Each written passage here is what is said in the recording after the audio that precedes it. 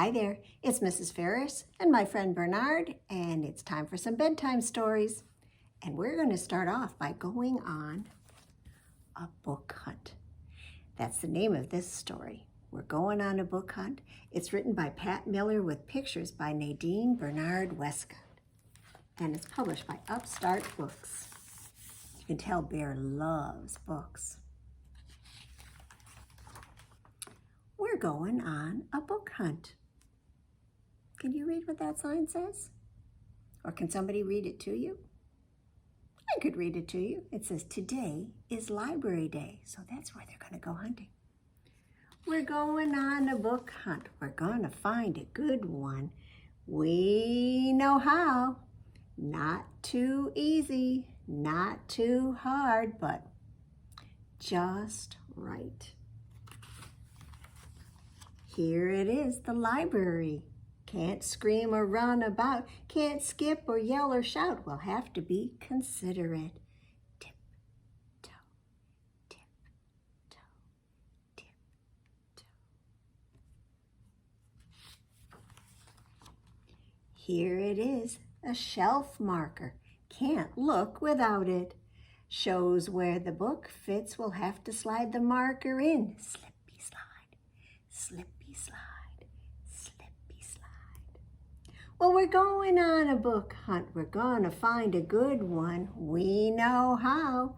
Not too easy, not too hard, but just right.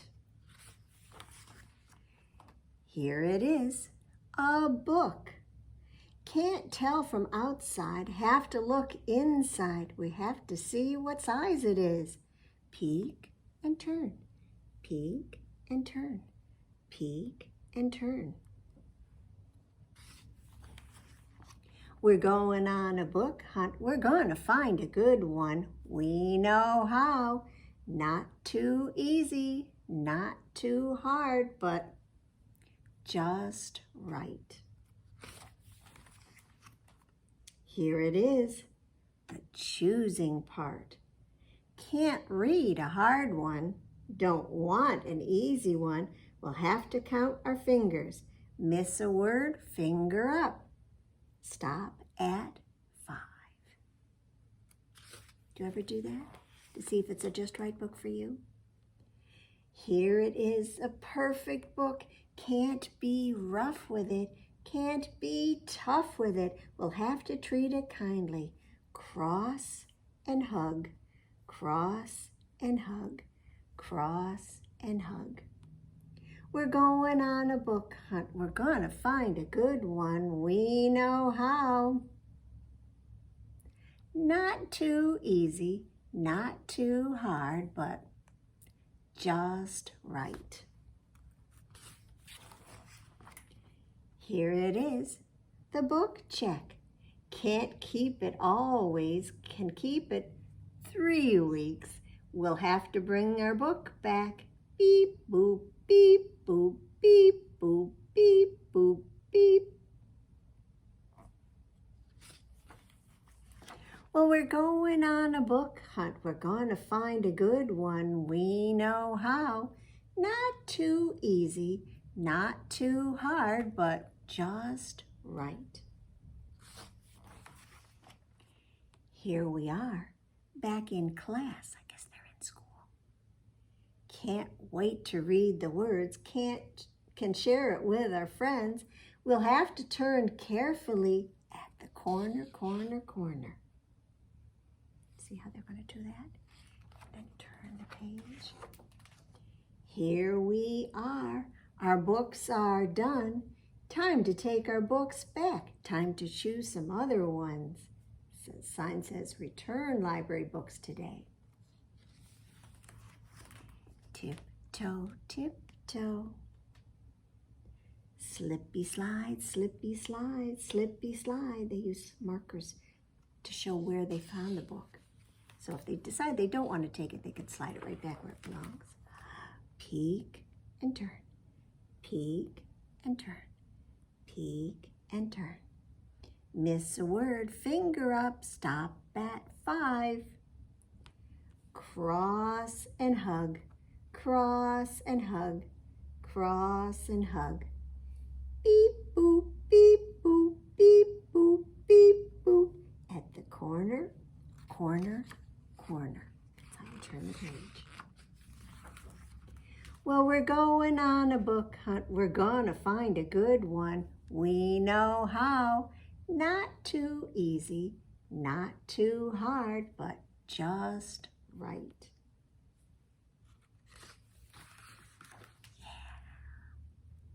So I hope the next time you come to the library, you can find yourself a just right book. And if you need some help, well, just ask. That's what librarians are for.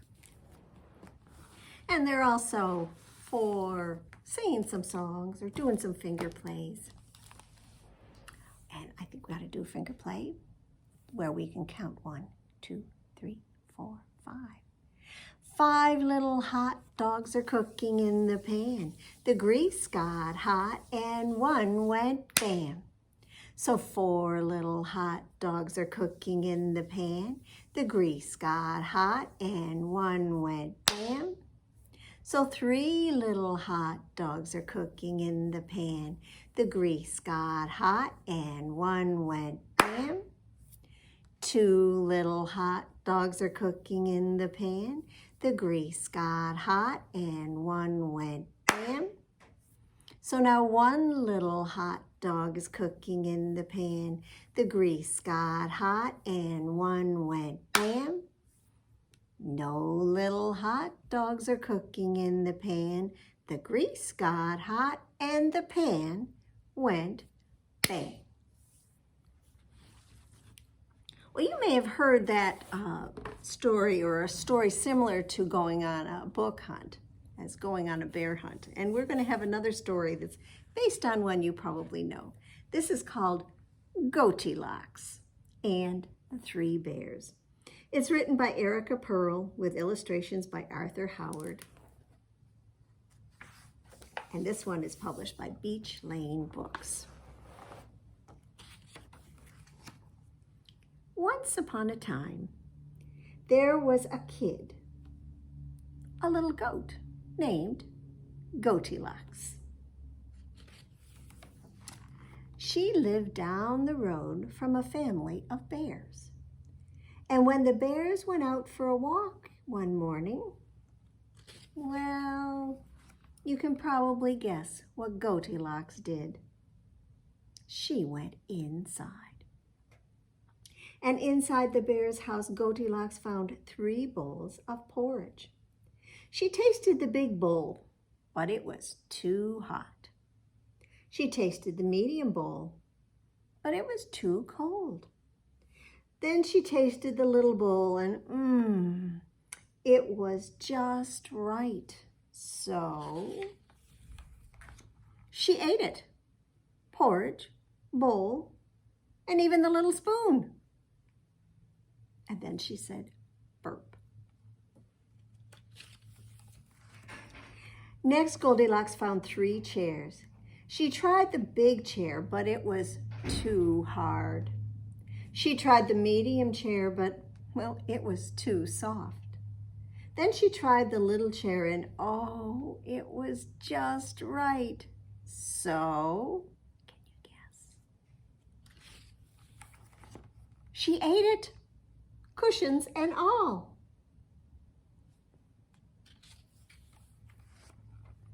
Now at this point, Goldilocks began to feel sleepy, and upstairs she found 3 beds. She tested the big bed, but it was too lumpy. She tested the medium bed, but it was too squishy. See, it was a water bed.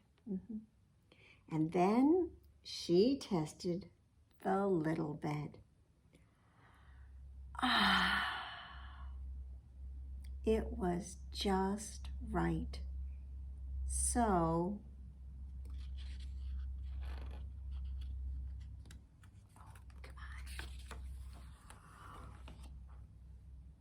she ate it, plus the blanket, 2 pillows, and a pair of pajamas. And then with a contented sigh, Goldilocks fell fast asleep. And shortly thereafter, the three bears came home. You can probably imagine the commotion. "Someone has been eating my porridge," said Papa Bear. "Someone has been eating my porridge," said Mama Bear. "Hey, where's my porridge?" asked Baby Bear. It was gone. So then, oh my goodness, I can't get the pages to turn. There we go. Have to do the corner just like the last book told us. "Get a load of this," called Papa Bear from the dining room. "Somebody's been sitting in my chair." "Gracious," said Mama Bear. "Someone has been sitting in my chair." "Hey, where's my chair?" asked Baby Bear. It was gone.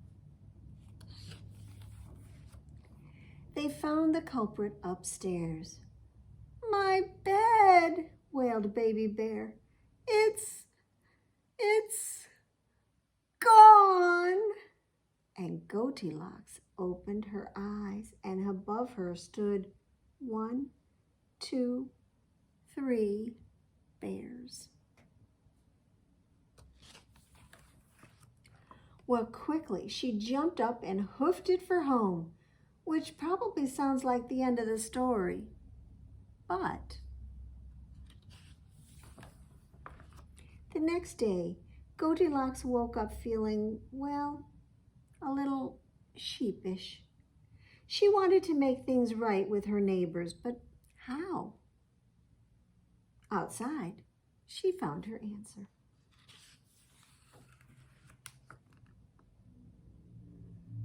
For the three bears. And how could the bears resist? Her gift was so pretty, so thoughtful. It was just right. So they ate it. There are flowers that you can eat. I'm not sure if these are the ones. Well, shall we do another finger play? Shall we shake? Can you shake, shake, shake your sillies out? Shake, shake, shake your sillies out. Shake, shake, shake your sillies out and wiggle your waggles away. And can you clap, clap, clap your crazies out? Clap, clap, clap your crazies out. Clap, clap, clap your crazies out and wiggle your waggles away. Can you stretch, stretch, stretch your stretchies out? Stretch, stretch, stretch your stretchies out. Stretch, stretch, stretch your stretchies out and wiggle your waggles away. Time for you to stand up, because that's how you can jump, jump, jump your jiggles out. Jump, jump, jump your jiggles out. Jump, jump, jump your jiggles out and wiggle your waggles away. Can you yawn? Yawn your sleepies out, yawn. Yawn your sleepies out, yawn. Yawn your sleepies out and wiggle your waggles away. Now can you shake, shake, shake your sillies out? Shake, shake, shake your sillies out. Shake, shake, shake your sillies out and wiggle your waggles away. All right, well, let's try a story that might be familiar to you. I like this because it reminds me that this is strawberry season around here. And I love local strawberries. This is called The Little Mouse, The Red Ripe Strawberry, and The Big Hungry Bear. It's written by Don and Audrey Wood with illustrations by Don Wood, and it's published by Child's Play. Well, hello Hello, little mouse. Do you see him? What are you doing? Oh, I see. Are you going to pick that red, ripe strawberry? But little mouse, haven't you heard about the big, hungry bear? Oh, how that bear loves red, ripe strawberries. Why, the big, hungry bear can smell a red, ripe strawberry a mile away. Especially one that has just been picked.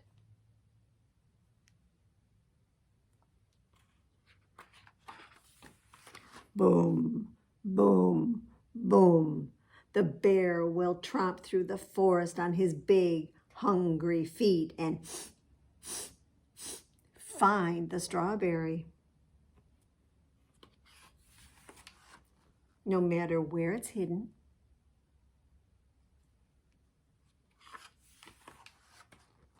or who is guarding it,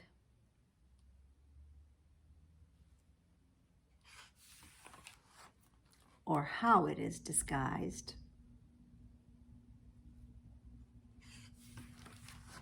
Quick, there's only one way in the whole wide world to save a red, ripe strawberry from the big, hungry bear. Cut it in two.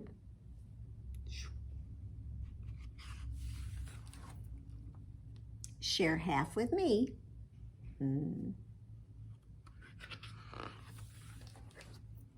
And we'll both eat it all up. Yum.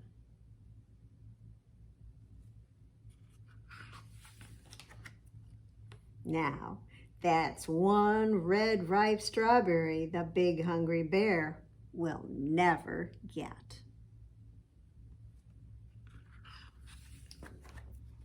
And that's the end.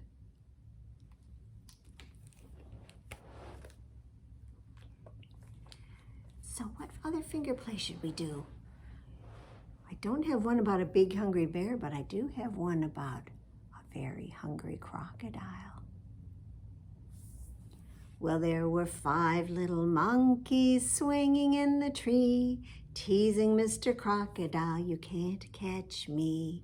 Along comes Mr. Crocodile, as hungry as can be, and he goes snap. Hide one of your monkeys. He didn't get it. So 4 little monkeys are swinging in the tree, teasing Mr. Crocodile, you can't catch me. Along comes Mr. Crocodile, as hungry as can be, and he goes snap. So 3 little monkeys are swinging in the tree, teasing Mr. Crocodile, you can't catch me. Along comes Mr. Crocodile, as hungry as can be, and he goes snap. 2 little monkeys are swinging in the tree, teasing Mr. Crocodile, you can't catch me. Along comes Mr. Crocodile, as hungry as can be, and he goes snap.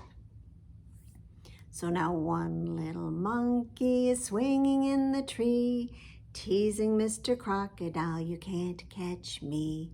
Along comes Mr. Crocodile, as hungry as can be, and he goes snap. No little monkeys are swinging in the tree, I better watch out so he won't catch me.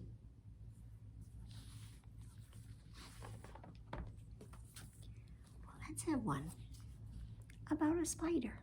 This is called Be Nice to Spiders, and it's written by Margaret Bloy Graham. She did the pictures too, and this is published by Harper and Row. Can you see the pictures? One morning, as the keeper of the zoo was about to unlock the gate, he noticed something on the steps. It was a matchbox with a note that said, "Please look after Helen. I've had her since she was a baby, but I can't keep her anymore. We have to move to an apartment that won't take pets. Love, Billy. What do you think Helen is? Well, the keeper opened the matchbox and out jumped Helen. "Great Scott," he said, "a spider!" He tried to catch her, but Helen was too fast for him. She had 8 legs and she moved like lightning.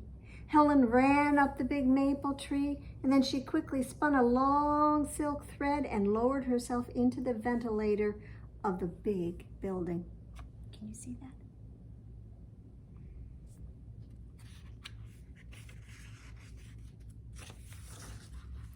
Now it was the lion house, and there was a big old lion in one cage, and a mother lion and her cubs in another, and there were also lots and lots of flies.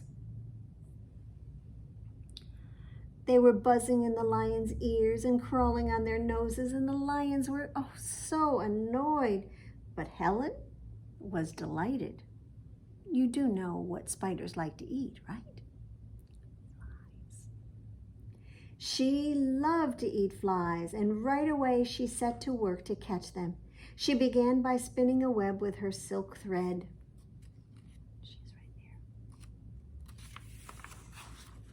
First, Helen spun the bottom outside threads,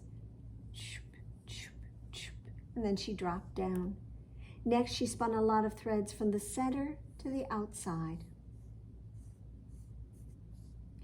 And then she spun a little spiral in the middle. And finally, she spun a big spiral, and this part of the web was very sticky. And when Helen had finished, she sat in the center and waited. And one by one, the flies got caught in the sticky part of the web. And one by one, Helen ate them.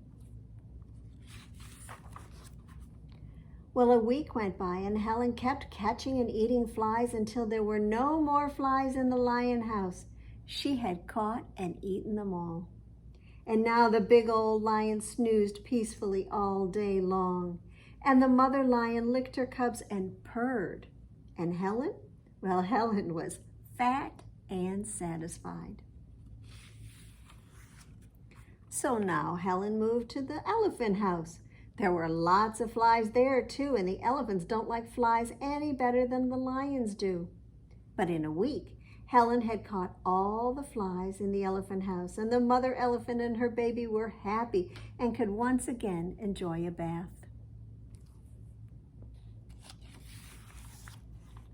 Then Helen moved to the zebra house. Flies were crawling all over the poor zebras and driving them wild. But as soon as Helen had caught all the flies there, the zebras were able to eat their hay in peace. Helen went from building to building, spinning webs and eating up all the flies, and the zoo became a very peaceful place. All the animals were happy and contented. And as for Helen, well, she was happy and contented too. This zoo was a spider's paradise.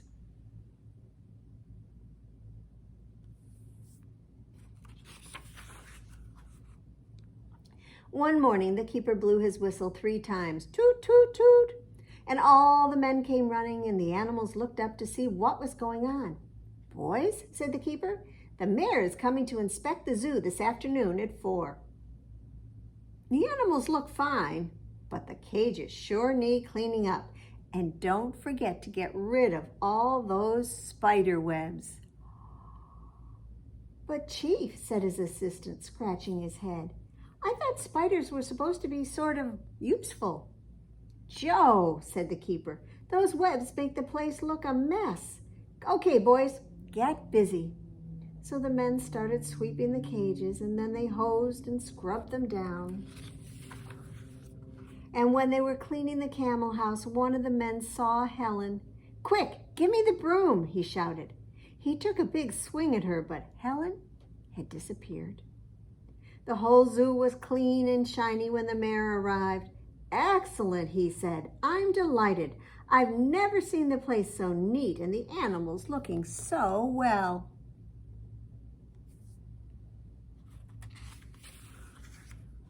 Meanwhile, Helen was still in the camel house, hiding in a crack in the ceiling. As the days went by, she grew very hungry, but she didn't dare come out. The flies began coming back, and the camels were irritable again. At last, Helen became so hungry she couldn't stand it any longer. So that night, when no one was around, she started spinning another web. And from then on, Helen stayed in the camel house, catching flies. But she didn't dare go anywhere else, which was lucky for the camels. They were happy and contented again. But everywhere else in the zoo, it was a different story. It didn't take long for the flies to come back and bother all the other animals. The keeper went from cage to cage. "I don't understand it, Joe," he said. "When the mayor was here, the animals were in such good shape, and now look at them." "You're right, Chief," said Joe. "They sure look miserable."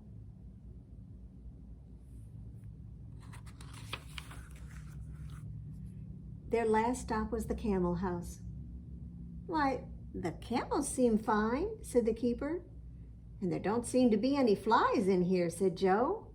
And they both looked around very carefully. "Look, Chief," Joe shouted. "Now I know what's going on. See that spider up there? It's eating all the flies, and that's why the camels look so good. Spiders are useful." "Well, that's what I tried to tell you the other day." "Of course, Joe," said the keeper. "I should have known it all along. Let's call the men." He blew his whistle and the men came running. "Boys," he said, "Joe has made a great discovery. Spiders are good for the zoo. They keep the flies from bothering the animals and they help us do our job. So from now on, there's a new rule. Be nice to spiders." Soon the zoo became famous for its happy, healthy animals, and Helen was treated like a queen. One day, Helen's picture appeared on the front page of the paper. Can you see it? The headline read, "Local zoo named Best of the Year. 3 cheers for spiders," says the keeper. That evening, the father of the little boy who had left Helen at the zoo said, "Billy, look at this." "Hey, it's my spider," Billy shouted. "It's Helen." "Well, well," said his father. "Instead of the zoo taking care of Helen, Helen seems to be taking care of the zoo." The next morning, Billy ran to the zoo.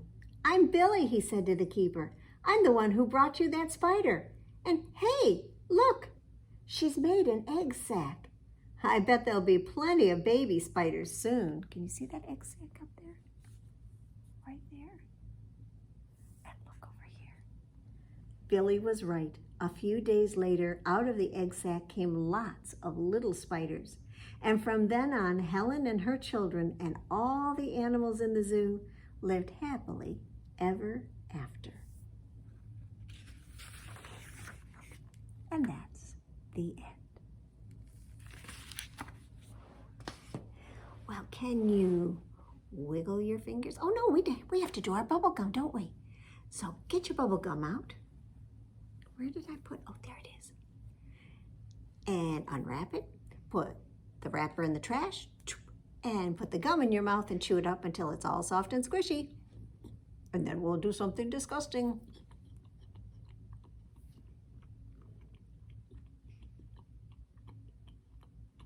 Okay, put your hand out. 1, 2, 3. Spit your gum in your hand and clap your other hand on top. And now your hands are stuck together with sticky, sticky bubble gum, sticky, sticky bubble gum, sticky, sticky bubble gum, stick it on your nose. On stick. Sticky, sticky bubble gum, sticky, sticky bubble gum, sticky, sticky bubble gum, stick it on your back. On stick. Sticky, sticky bubble gum, sticky, sticky bubble gum, sticky, sticky bubble gum, stick it on your chin. On stick. Sticky, sticky bubble gum, sticky, sticky bubble gum. Sticky, sticky bubble gum, stick it on your knee. On stick. Sticky, sticky bubble gum, sticky, sticky bubble gum. Sticky, sticky bubble gum, stick it on your cheek. On stick. Sticky, sticky bubble gum, sticky, sticky bubble gum. Sticky, sticky bubble gum, stick it on your arm. Forgot. On stick. Sticky, sticky bubble gum, sticky, sticky bubble gum. Sticky, sticky bubble gum, stick it on mom or dad.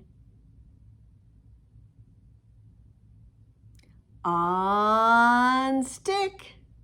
Sticky, sticky bubble gum, sticky, sticky bubble gum. Sticky, sticky bubble gum, stick it on your toe. On stick. Sticky, sticky bubble gum, sticky, sticky bubble gum. Sticky, sticky bubble gum. Time to throw it in the trash. I'm so glad we got rid of that bubble gum, because now it's time for our flannel board song. And this summer we're having all of our flannel boards be about fish and oceans and sea creatures. So we're going to start off with just a little fish. Slippery fish, sliding through the water. Slippery fish, gulp, gulp, gulp. Oh no, he's been eaten by an octopus, squiggling in the water. Octopus, octopus, gulp, gulp, gulp. Oh no, he's been eaten by a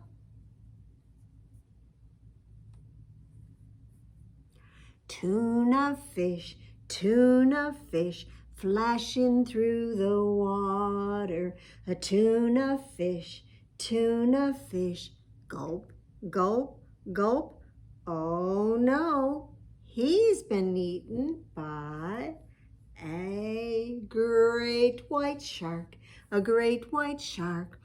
lurking in the water. A great white shark, gulp, gulp, gulp. Oh no, he's been eaten by an enormous whale, spouting in the water. Enormous whale, gulp, gulp, burp.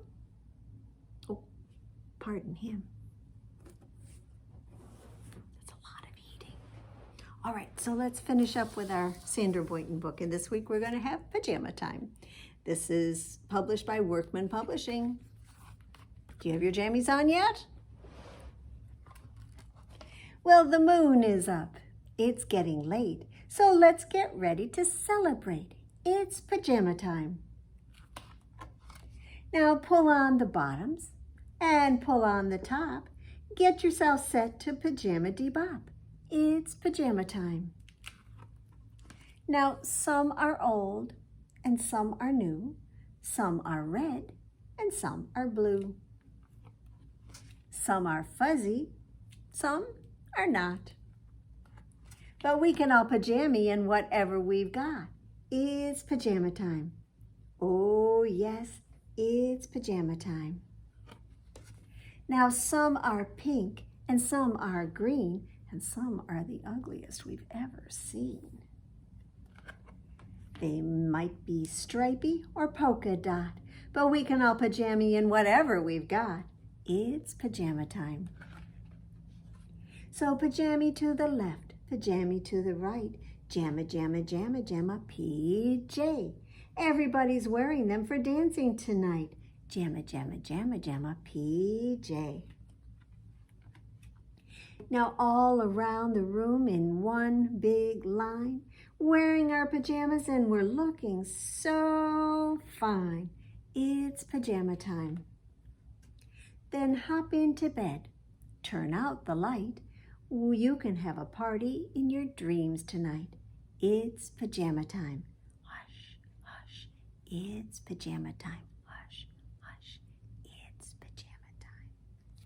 Shh. Good night. Sleep tight. And Bernard and I are ready to say good night. Thanks for joining us for stories, and we'll be back again next week.